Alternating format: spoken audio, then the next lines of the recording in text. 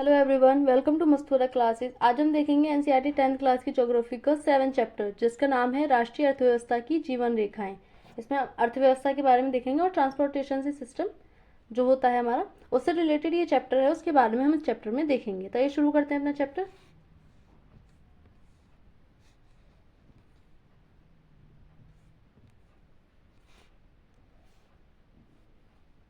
हम अपने प्रतिदिन के जीवन में विभिन्न सामग्रियों एवं सेवाओं का प्रयोग करते हैं। अलग अलग प्रयोग करते हैं हम अपनी सेवा में, जीवन में जो सेवाएं होती हैं, हर तरह की सेवा का प्रयोग करते हैं। इनमें से कुछ हमारे पास उपलब्ध होती हैं, जबकि कुछ अन्य चीज़ों की ज़रूरतें दूसरे स्थानों से लाकर पूरी की जाती हैं।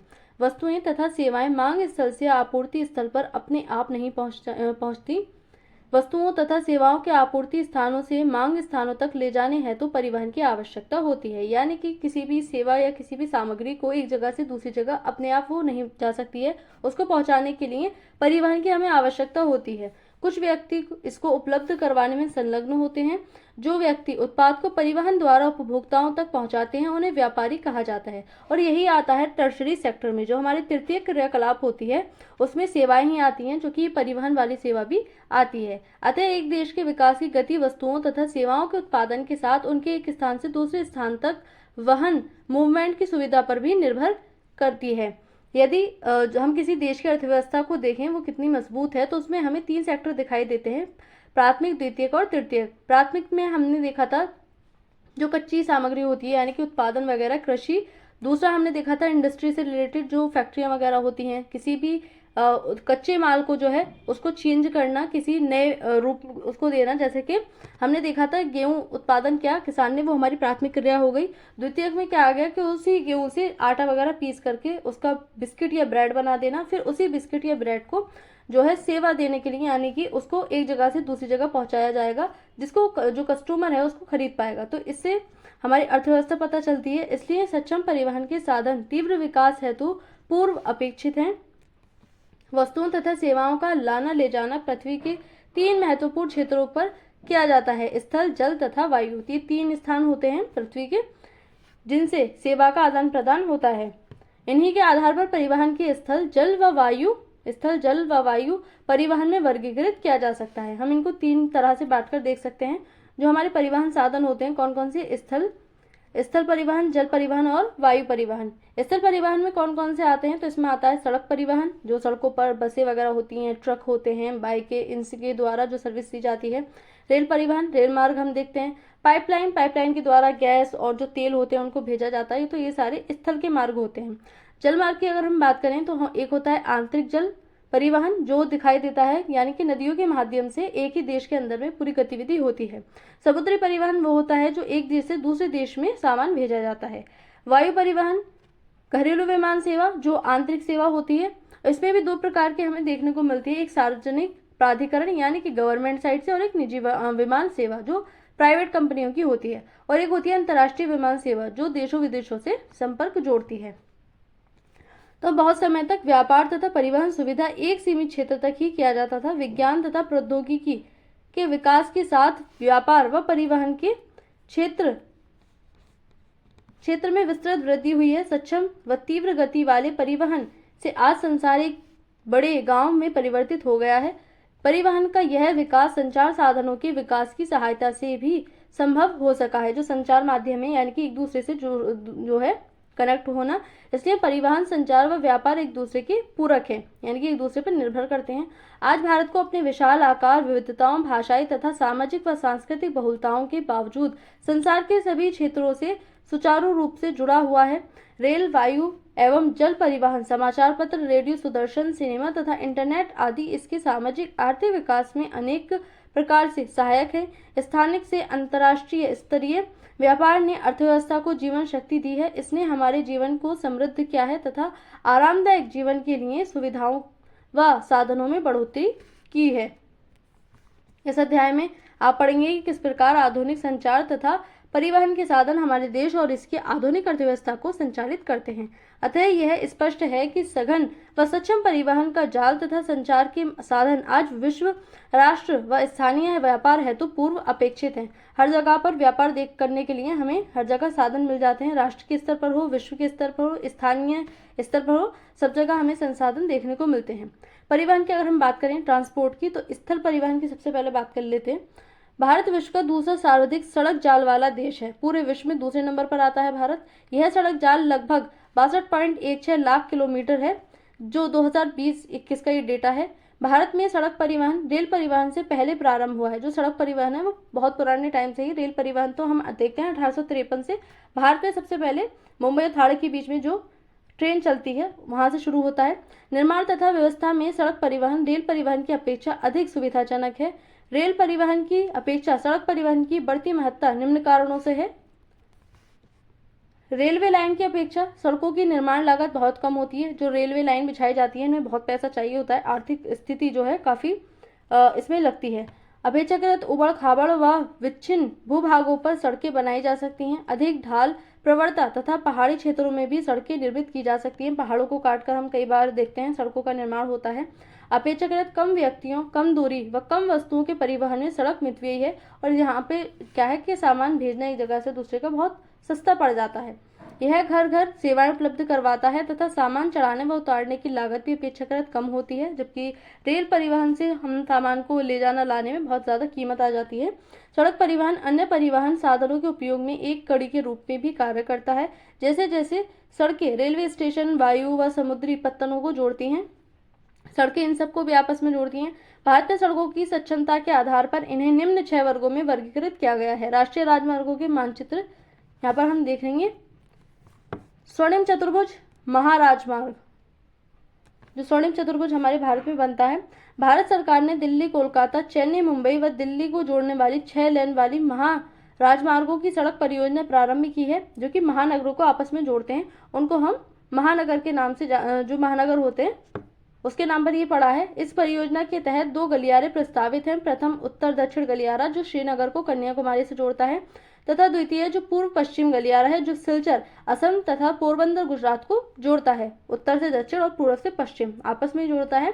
इस महाराजमार्ग का प्रमुख उद्देश्य भारत के मेगा सिटी के जो महानगर हैं, मेगा सिटी के मध्य की दूरी व परिवहन समय को न्यूनतम करना है। यह राजमार्ग परियोजना भारत के राष्ट्रीय राजमार्ग प्राधिकरण NHAI के अधिकार क्षेत्र में आती है। राष्ट्रीय राजमार्ग कौन से होते हैं? National highways.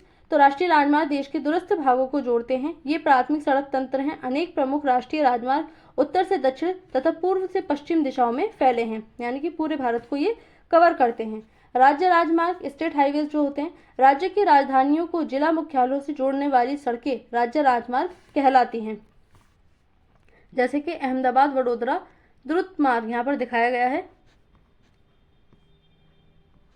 जिला मार्ग, ये सड़कें जिले के विभिन्न प्रशासनिक केंद्रों को जिला मुख्यालय से जोड़ती हैं।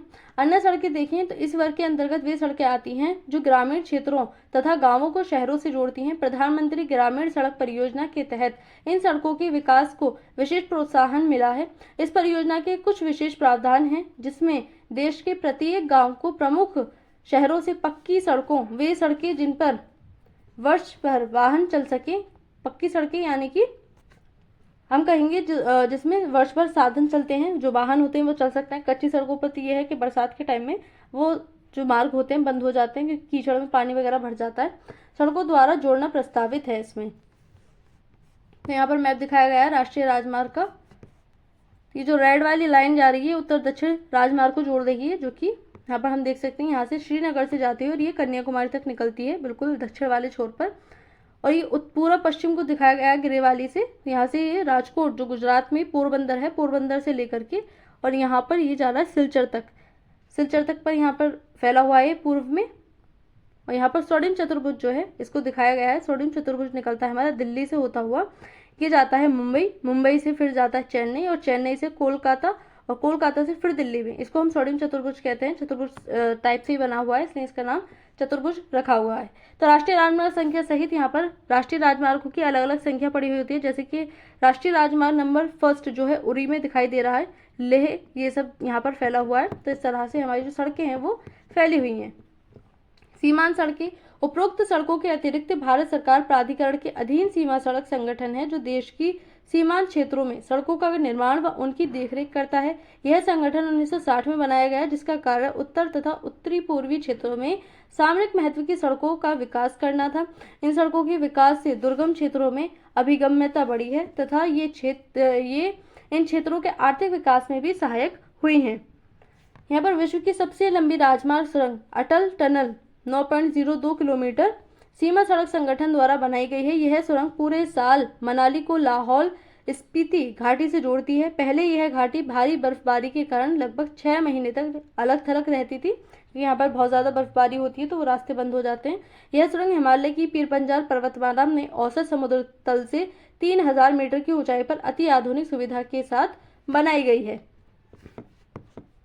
यहाँ पर पहाड़ी रास्ते दिखाए गए हैं, जैसे कि पहाड़ों को खोद करके उसको हटा करके काट करके सड़कें बनाई जाती हैं। तो यहाँ पर पहाड़ी मार्ग दिखाया गया है। सड़क निर्माण में प्रयुक्त पदार्थ के आधार पर भी सड़कों को कच्ची व पक्की सड़कों में वर्गीकृत किया जाता है। कच्ची सड़कें और पक्की सड़कें हम देखते हैं। कच्ची सड़कें हमें ज्यादातर गाँव में देखने को मिलती हैं। पक्की सड़कें सीमेंट, कंक्रीट व तारकोल द्वारा निर्मित होती हैं, अतः ये 12मासी सड़कें हैं जिन पर 12मासी वाहन चलते हैं। कच्ची सड़कें वर्षा ऋतु में अनुपयोगी हो जाती है क्योंकि वहां पर वर्षा के कारण पानी भर जाता है, तो उनको मजबूरन वहां से नहीं आना जाना हो पाता। उत्तरी पूर्वी सीमा सड़क पर यातायात अरुणाचल प्रदेश में ये दिखाया गया है। रेल परिवहन की अगर हम बात करें, सड़क परिवहन अभी हमने देखा, ये रेल परिवहन। भारत में रेल परिवहन वस्तुओं तथा यात्रियों के परिवहन का प्रमुख साधन है। रेल परिवहन अनेक कार्यों में सहायक है, जैसे कि व्यापार, भ्रमण, तीर्थ यात्राएं व लंबी दूरी तक सामान का परिवहन आदि। लंबी दूरी जो है रेल परिवहन के द्वारा ही तय की जाती है, क्योंकि सड़क परिवहन से बहुत ज्यादा टाइम लग जाता है, तो ये समय की बचत भी करती है रेल परिवहन। एक प्रमुख परिवहन के साधन के अतिरिक्त पिछले 150 वर्षों से भी अधिक समय से भारतीय रेल एक महत्वपूर्ण समन्वयक के रूप में भी जानी जाती है। भारतीय रेलवे देश की अर्थव्यवस्था, उद्योगों व कृषि के तीव्र गति से विकास के लिए उत्तरदायी है। भारतीय रेल परिवहन देश का सर्वाधिक बड़ा सार्वजनिक क्षेत्र का प्राधिकरण है। देश की पहली रेलगाड़ी 1853 में मुंबई और ठाणे के मध्य चलाई गई थी। 34 किलोमीटर की इसकी दूरी थी। जो सबसे पहले रेलगाड़ी चलाई गई थी वो ब्रिटिश काल में चलाई गई थी 1853 में। भारतीय रेल परिवहन को 17 रेल प्रखंडों में पुनः संकलित किया गया है, यानी कि इसको 17 रेल खंडों में बांटा गया है। देश में रेल परिवहन के वितरण को प्रभावित करने वाले कारकों में भू आकृति, आर्थिक व प्रशासकीय कारक प्रमुख हैं। उत्तरी मैदान अपनी विस्तृत समतल भूमि, सघन जनसंख्या घनत्व, संपन्न कृषि व प्रचुर संसाधनों के कारण रेल परिवहन के विकास व वृद्धि में सहायक रहा है, क्योंकि यहाँ पर समतल भूमि है, सघन जनसंख्या है, अच्छी मात्रा में जनसंख्या है, क्योंकि ये परिवहन भी वहीं पर ज्यादा उपयोगी होते हैं जहाँ पर जनसंख्या अच्छी होती है। तो कृषि है तो यहाँ पर इंडस्ट्री वगैरह होंगी, परिवहन अच्छा है, तो ये सारी चीजें हमें देखने को मिलती हैं। यद्यपि असंख्य नदियों के विस्तृत जल मार्गों पर पुलों के निर्माण में कुछ बाधाएं आई हैं। प्रायद्वीप भारत में रेल मार्ग उबड़ खाबड़ पहाड़ी क्षेत्रों, छोटी पहाड़ियों और सुरंगों आदि से होकर गुजरते हैं। हिमालय पर्वतीय क्षेत्र भी दुर्लभ, उच्चावच, विरल जनसंख्या तथा आर्थिक अवसरों की कमी के कारण रेलवे लाइन के निर्माण में प्रतिकूल परिस्थितियां उत्पन्न करता है। इसी प्रकार पश्चिमी राजस्थान, गुजरात के दलदली भाग, मध्य प्रदेश के वन क्षेत्र, छत्तीसगढ़, ओडिशा व झारखंड में रेल लाइन निर्माण करना कठिन है। इन क्षेत्रों में हमें रेलवे लाइन का निर्माण करना कठिन दिखाई देता है।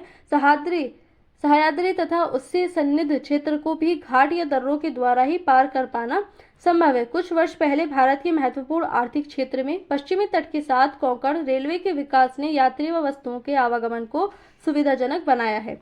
यद्यपि यहाँ असंख्य समस्याएं भी हैं, जैसे भूस्खलन तथा किसी भाग में रेलवे ट्रैक का धंसना, क्योंकि यहाँ की जो भूमि है वो थोड़ी ऐसी है, पहाड़ी वाला इलाका है, तो जो पहाड़ हैं वो खिसकते रहते हैं। आज राष्ट्रीय अर्थव्यवस्था में परिवहन के अन्य सभी साधनों की अपेक्षा रेल परिवहन प्रमुख हो गया है। यद्यपि रेल परिवहन समस्याओं से मुक्त नहीं है। बहुत से यात्री बिना टिकट यात्रा करते हैं। हम देखते हैं कई बार जो यात्री होते हैं वो बिना टिकट के ही यात्रा करते हैं। रेल संपत्ति की हानि तथा चोरी जैसी समस्याएं भी पूर्णतः समाप्त नहीं हुई है। पहले तो ट्रेनों में जो रेल होती थी उनमें डाकू आते थे, डाका डालते थे, उससे कई बार जान माल की हानि होती थी। आज भी हम देखते हैं जेब काटने वाली समस्याएं, चोरी जैसी समस्याएं हमें देखने को मिलती हैं रेलों में। जंजीर खींचकर यात्री कहीं भी अनावश्यक रूप से गाड़ी रोकते हैं, जिससे काफी सारे जो समय है उसका बर्बादी होती है, जिससे रेलवे को भारी हानि उठानी पड़ती है। जरा सोचिए हम अपनी रेलगाड़ी को निर्धारित समय पर चलाने में कैसे मदद कर सकते हैं। तो ये सारी समस्याएं जो है इनको सुलझा करके हम अपनी जो रेलवे लाइन है उसको और भी ज्यादा सुगम बना सकते हैं। भारत रेलवे मार्ग, भारतीय रेल मार्ग जो है इतने किलोमीटर लंबे मार्ग को अनेक गेज पर तय करता है। तो यहाँ पर गेज मीटर में और रूट मीटर किलोमीटर में यहाँ पर दिखाया गया है। तो कुल जो है यहाँ पर दिखाया गया है 67,956 किलोमीटर लंबा हमारा पूरा जो रेल मार्ग है वो यहाँ पर दिखाया गया है। ये 19-20 की जो डेटा है वो यहाँ पर दिखाया गया है।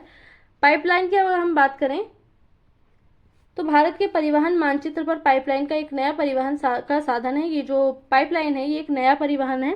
पहले पाइपलाइन का उपयोग शहरों व उद्योगों में पानी पहुंचाने हेतु होता था। आज इसका प्रयोग कच्चा तेल, पेट्रोल उत्पाद तथा तेल से प्राप्त प्राकृतिक तथा गैस क्षेत्र से उपलब्ध गैस शोधनशालाओं, उर्वरक कारखानों व बड़े ताप विद्युत गिरोहों तक पहुंचाने में किया जाता है। इससे हम देखते हैं पेट्रोल, डीजल वगैरह इसको पहुंचाया जाता है। साथ ही गैस जो होती है इनकी पहुंच इन पाइपलाइनों से की जाती है।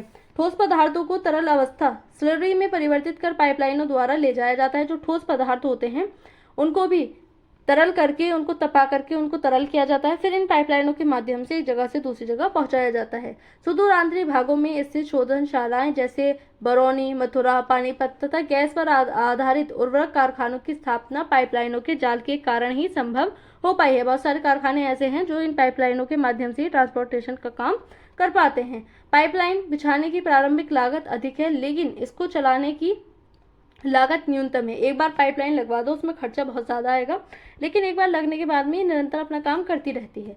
वाहनांतरण देरी तथा हानियां इसमें लगभग नहीं के बराबर होती हैं। देश में पाइपलाइन परिवहन के 3 प्रमुख जाल हैं। कौन कौन से? ऊपरी असम के तेल क्षेत्रों में गुवाहाटी, बरौनी व प्रयागराज के रास्ते कानपुर उत्तर प्रदेश तक। इसकी एक शाखा बरौनी से राजबंद होकर हल्दिया तक है, दूसरी राजबंद से मौरी ग्राम तक तथा गुवाहाटी से सिलगुड़ी तक है। गुजरात में सलाया से वीरमगाम, मथुरा, दिल्ली व सोनीपत के रास्ते, पंजाब में जालंधर तक। इसकी अन्य शाखा वडोदरा के निकट कोयला को चक्षु व अन्य स्थानों से जोड़ती है।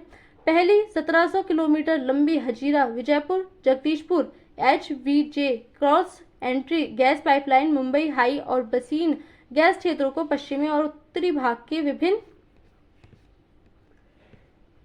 उर्वरक, बिजली और औद्योगिक परिसरों से जोड़ती है। कुल मिलाकर भारत की गैस पाइपलाइन के बुनियादी ढांचे का विस्तार क्रॉस कंट्री पाइपलाइनों के 1700 किलोमीटर से बढ़कर 18,500 किलोमीटर तक हो गया है। यानी कि इसकी जो क्रॉस एंट्री है वो और भी ज्यादा बढ़ गई है। पहले 1700 किलोमीटर थी, अभी 18,500 किलोमीटर हो चुकी है।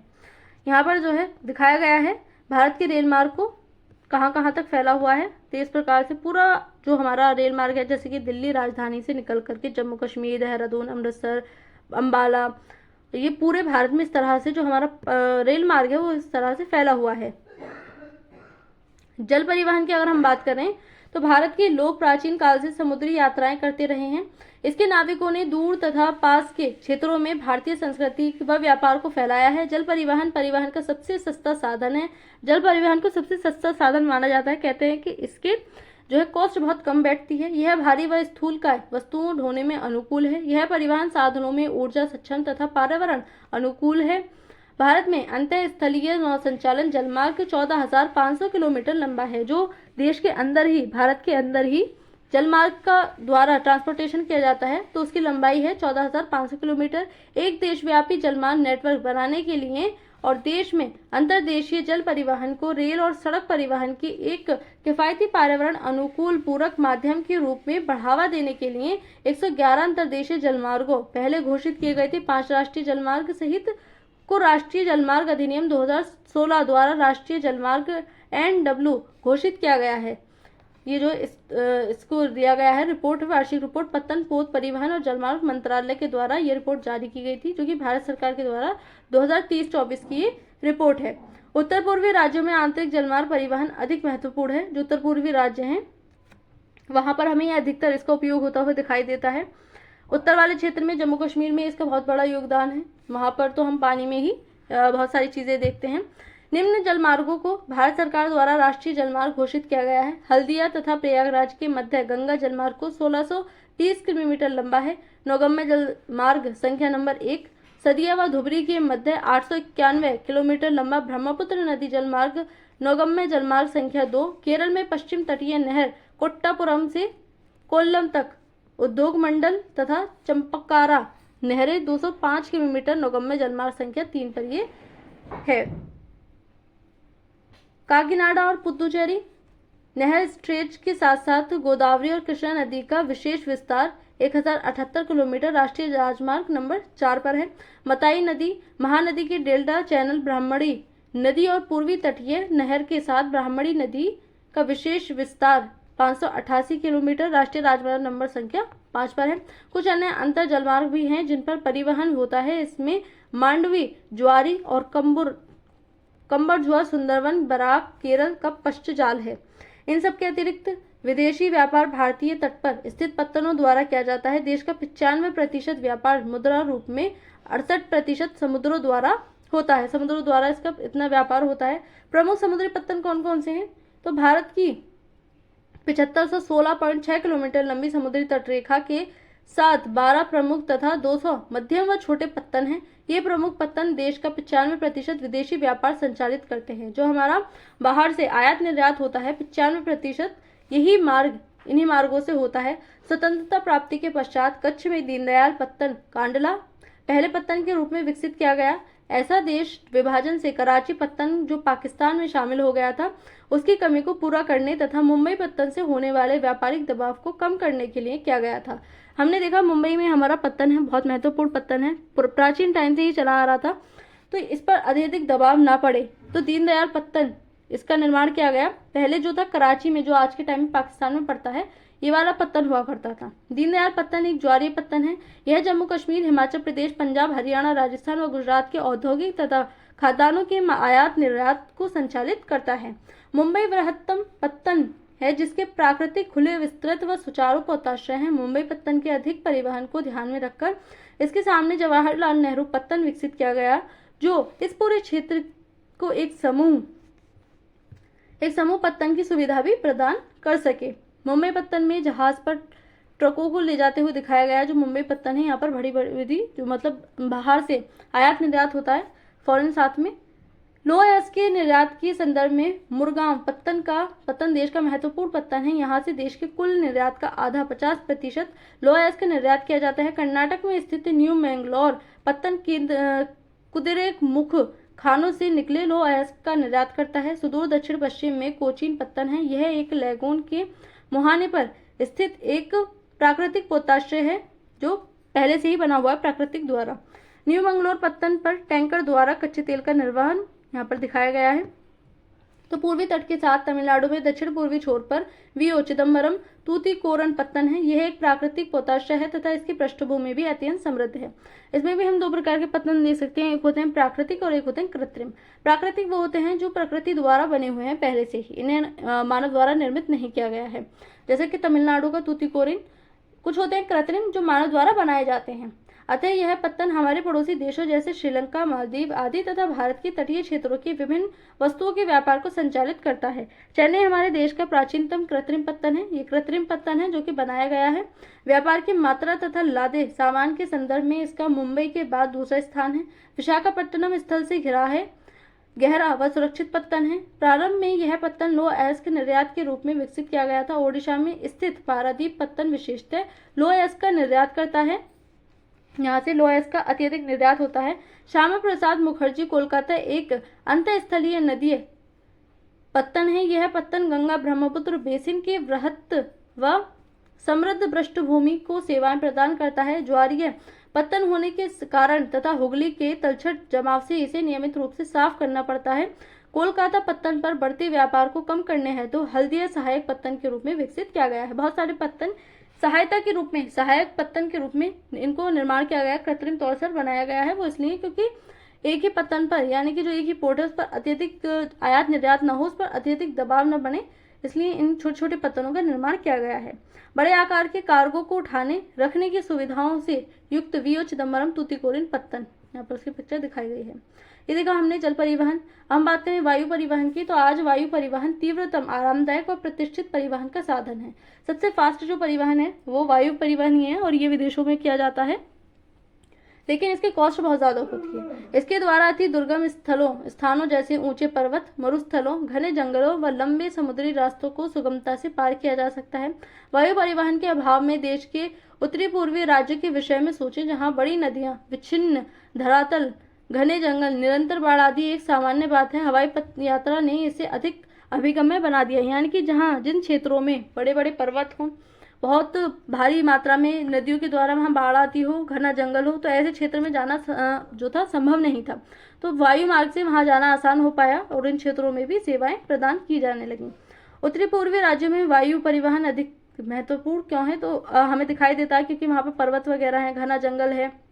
वहाँ का मार्ग जो है हम देखते हैं कि चिकन नेक के द्वारा वो जो राज्य हमसे जुड़े हुए हैं ये पूरे मध्य भारत से, तो वहाँ पर वायु मार्ग के द्वारा पहुँचना आसान है।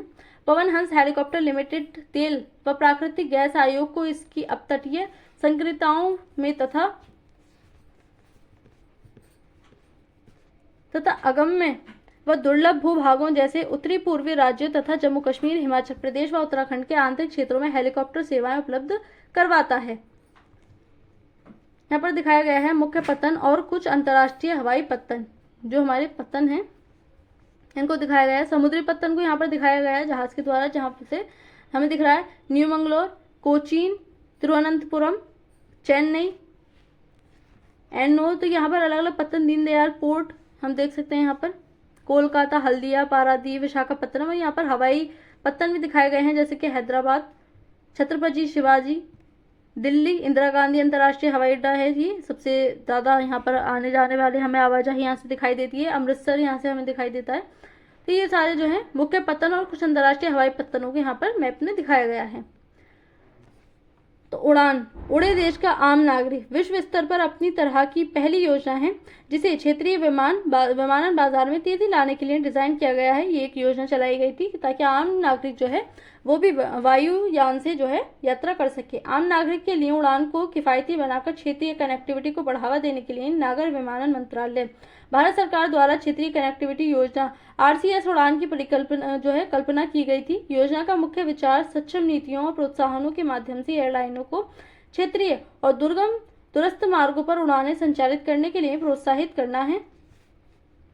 संचार सेवाओं की अगर हम बात करें तो जब से मानव पृथ्वी पर अवतरित हुआ है उसने विभिन्न संचार माध्यमों का प्रयोग किया है, लेकिन आधुनिक समय में बदलाव की गति तीव्र है।